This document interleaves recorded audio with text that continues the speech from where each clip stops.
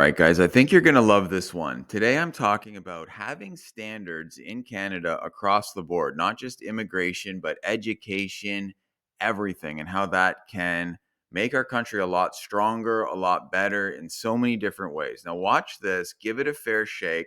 I'm not saying we have to do exactly this, but we can look at the attitudes of the past, compare it to now, and just see, can we put two and two together and think, why are things getting worse? Now, this clip I found it's from the 1960s in one public school, and it's in California, but the same thing applied. And I'll tell stories about that later with Canada, why we can bring back this thinking. Then I have something to compare it to. Just watch this clip first, though. This is unbelievable. A physical education program that has attracted nationwide attention has students at La Sierra High School in Carmichael, California, swinging high in health standards.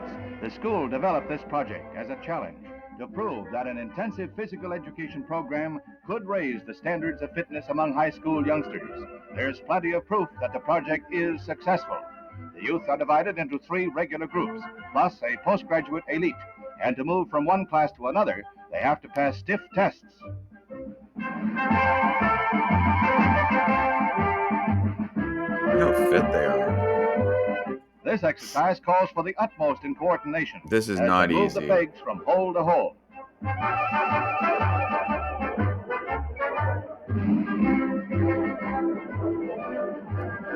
Other schools throughout the nation have studied this program and have discovered that it's not all work. The students wind up sliding into better shape. La Sierra High sets a standard for other schools to follow. And this wasn't that unique back then. That was sort of the attitude in general. Like, get students to learn a lot, get them healthy. That makes sense, right? Now, fast forward to more recently and just see if we can recognize what kind of thinking has taken over, not just with school, not just with phys ed, but the entire country, and why just so many things don't seem to be working out. Okay, let's just hear what she has to say. Understandable need for young people to have as much physical activity as they do have time at their desks. Just allowing them to get out the jitters and being able to sit and concentrate after a long period. But consider the case of Texas Fitness Now, a $37 million physical fitness program implemented in 2007. According to a recent study, mandatory gym class doesn't reduce obesity or add value to middle school curriculums. So this program, It sure looked like it reduced it in that La Sierra one in the 60s. I mean, unbelievable. provided low-income middle schools with money for fitness equipment under the condition that students attend PE class for at least 30 minutes per day. And it found that the PE requirement was actually counterproductive. It not only has a negligible impact on fitness and academic achievement, but it can also really take a hit on kids' discipline. They were more likely to be truant and more likely to act out. And the theory about why that was is that kids were getting bullied. The locker room is an area which is mostly unsupervised by middle school coaches and teachers. And by providing students this new arena to meet every single day, it could be that students are just bullying each other more. And there was a 7% increase in the proportion of students causing a disruption, all coupled with the complicating factor of puberty.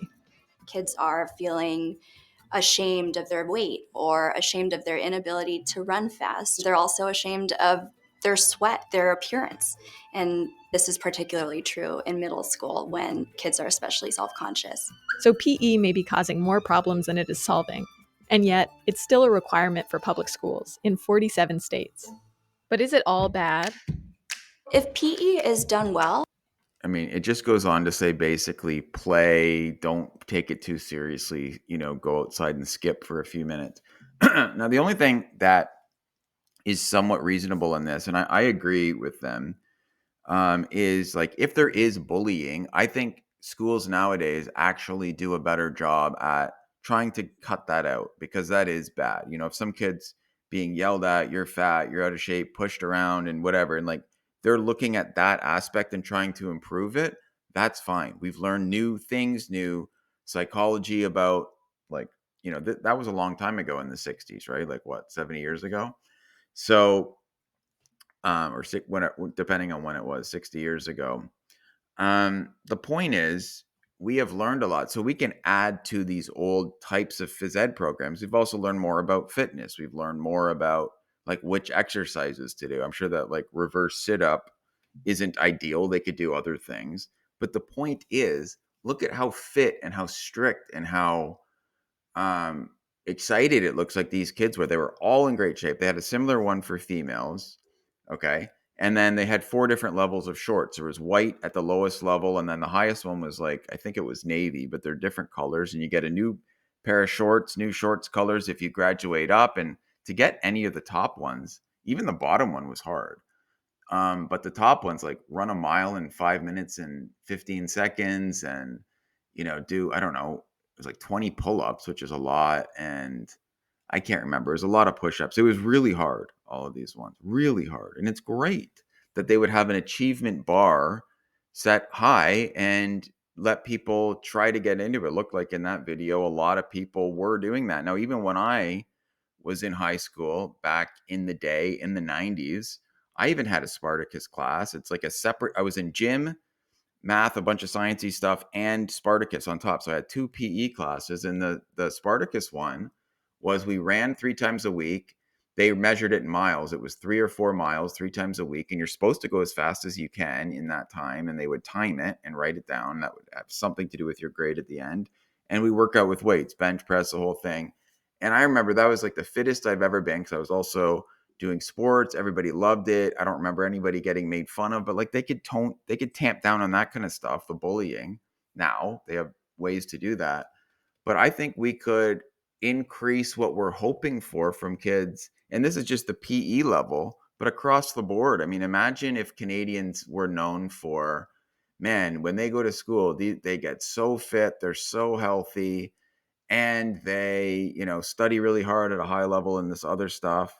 And they give extra resources, if you need help and whatever to get up to speed. And they try to make sure that nobody's getting bullied or like depressed, and they can deal with that as well.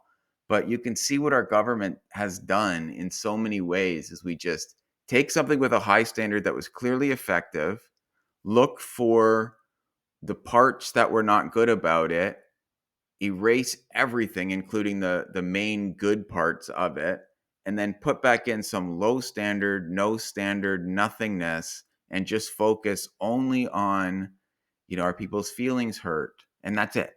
And there's just no standards, low bar. And you wonder, like, why aren't we producing top quality everything coming out of our public education system? We have the money to do it. We're spending a lot on it. I quoted yesterday, like in Ontario, Canada, it's almost $14,000 per kid per year, and they've already paid for all the school buildings and stuff. So they could, I mean, that's like $500,000 per year per classroom. That's how much funding goes in. They can do whatever they want with that money. And you just think, like, they were obviously getting way less, even in inflation adjusted terms back then, but the standards were clearly higher, and it was clearly like that in every subject. And now we have the benefit of AI to help learn stuff if we can't. We have the benefit of so much more knowledge of how to tweak stuff. Like, I'm sure the old hockey practices in Canada were tough, but they probably did some weird exercises that maybe they risked injury and whatever. But now the standards also super high with like the newest way of doing it. And why can't we do it with our immigration system? Why can't we do it with our school system? Why can't we just raise the standard across the board? Then in my mind, quality goes up, incomes go up, poverty goes down, even racism goes. Like if guys are doing this with like a group of other guys who came here, wanted to come here, aren't on welfare, it doesn't matter where they're from. It's like builds so much bonds, camaraderie. It's fun for everybody. It's challenging. It's like your mind is healthier.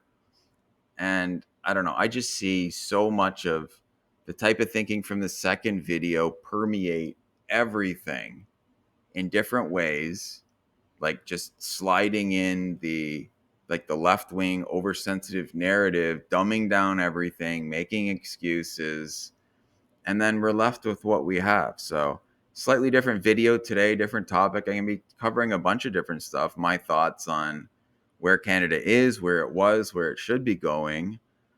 But I don't know. Love to hear your thoughts on this. I haven't shared my opinions on this type of thing before on the channel. So love to hear where everybody else's heads at, your experiences, what you think, if this makes sense, if you think I'm off my rocker, I don't know. But anyway, sign up social media, follow us. Links are in the description, and we will see you in the next video.